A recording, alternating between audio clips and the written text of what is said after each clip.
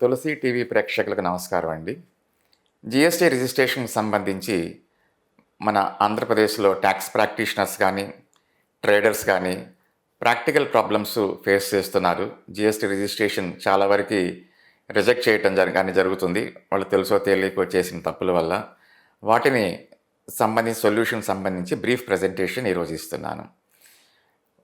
ఇది ముందుగా registration application file చేసేటప్పుడు ప్రిన్సిపల్ ప్లేస్ ఆఫ్ బిజినెస్కి సంబంధించిన కాలమ్స్ అన్నీ మ్యాండేటరీ ఫీల్డ్స్తో పాటు ఆప్షనల్ ఫీల్డ్స్ కూడా అన్నీ ఫిలప్ చేయండి. అక్కడ ఇన్ఫర్మేషన్ లేకపోతే జీరో అనో నాట్ అవైలబుల్ అనో పెట్టండి.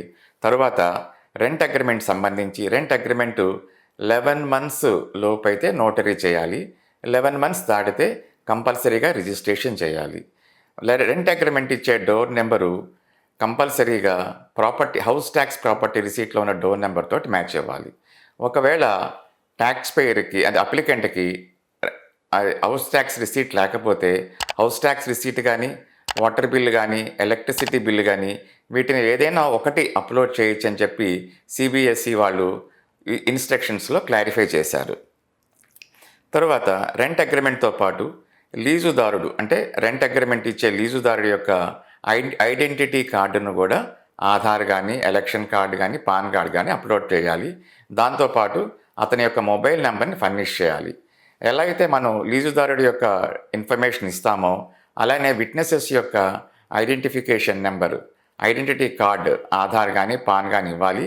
అలానే వాళ్ళ మొబైల్ నెంబర్ కూడా మనం అప్లోడ్ చేయవలసి ఉంటుంది. రెంట్ అగ్రిమెంట్ అయిన తర్వాత ఒక డోర్ నెంబరు ఉన్నప్పుడు ఒక రిజిస్ట్రేషన్ మాత్రమే ఉండాలి. డబుల్ రిజిస్ట్రేషన్స్, మల్టిపుల్ రిజిస్ట్రేషన్స్ ఉన్నప్పుడు ఆ బిజినెస్ ప్రిమిసెస్ పార్టిషన్స్ అయి ఉండాలి. సపోజ్ ఫ్లోర్స్ కానీ మధ్యలో ప్రతి రిజిస్ట్రేషన్కి డిస్టింక్ట్గా పార్టిషన్ అయి ఉంటే రిజిస్ట్రేషన్ మనం తీసుకోవచ్చు. తరువాత ప్రీవియస్గా రిజిస్ట్రేషన్ ఉండి కొత్తగా రిజిస్ట్రేషన్ తీసుకోవాల్సిన వాళ్ళు, లేదా సుమోటో కానీ వాలంటరీ కానీ క్యాన్సిల్ అయిపోయిన రిజిస్ట్రేషన్ తీసుకోవాల్సిన వాళ్ళు ఫైనల్ రిటర్న్ వేయవలసి ఉంటుంది. Transfer of business as a whole చేయదలుచుకున్న వాళ్ళు ఒకవేళ ఆ యొక్క ప్రొపరేటర్ కానీ చనిపోయిన ఎడల, పార్ట్నర్షిప్ నుంచి ప్రొపరేటర్గా మారిన ఎడల ఆ ఇన్పుట్ ట్యాక్స్ ప్రొటెక్ట్ చేయడం కోసం మనం transfer of business as a whole అనే కాన్సెప్ట్ ఉంది. చేయదలుచుకున్న వాళ్ళు పాత రిజిస్ట్రేషన్ క్యాన్సిల్ చేయవద్దు. కొత్త రిజిస్ట్రేషన్ తీసుకొని ఇన్పుట్ ట్యాక్స్ కొత్త రిజిస్ట్రేషన్కి ట్రాన్స్ఫర్ అయిన తర్వాత మాత్రమే ఓల్డ్ రిజిస్ట్రేషన్ క్యాన్సిల్ చేసుకోవాల్సి ఉంటుంది. తరువాత ఆధార్లో ఉన్న ఒక ఫోటోని లేటెస్ట్గా అప్డేట్ చేసుకోండి.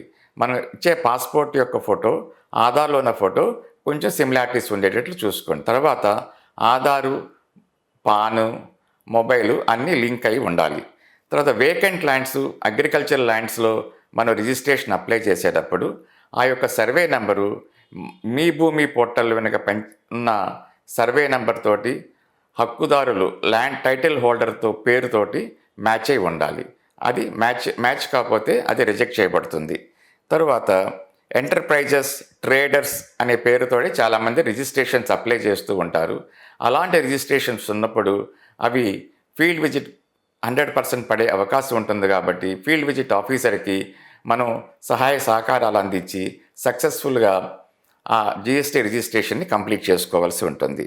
తర్వాత సెన్సిటివ్ కమోడిటీస్ లాంటి గ్రానైట్ కానీ, టైల్స్ కానీ, టింబర్ కానీ లాంటి సెన్సిటివ్ ఎలక్ట్రికల్ గుడ్స్ కానీ సెన్సిటివ్ కమోడిటీస్ తోటి జిఎస్టీ రిజిస్ట్రేషన్ అప్లై చేసేటప్పుడు దానికి జిఎస్టీ ఆధార్ సేవా కేంద్రకి వెళ్ళి మన యొక్క ఫోటోని అప్లోడ్ చేయవలసి ఉంటుంది.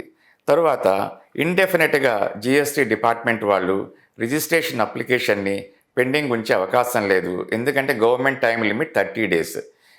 వాళ్ళు ఒకవేళ తేడాలు ఉంటే నోటీస్ ఇస్తే 7 days లోపల మనం రిప్లై ఇవ్వాల్సి ఉంటుంది. తర్వాత 7 working days లోపల వాళ్ళు రిజెక్షన్ కానీ అప్రూవ్ చేయవలసి ఉంటుంది. కానీ ఇంకా ఫర్దర్ గ్రీవెన్సీస్ ఉంటే gst-cbse@gov.in మనం గ్రీవెన్సీ రైజ్ చేయొచ్చు. నేను జీమెయిల్ ఐడి మళ్ళీ రిపీట్ చేస్తాను, gst-cbec@gov.in.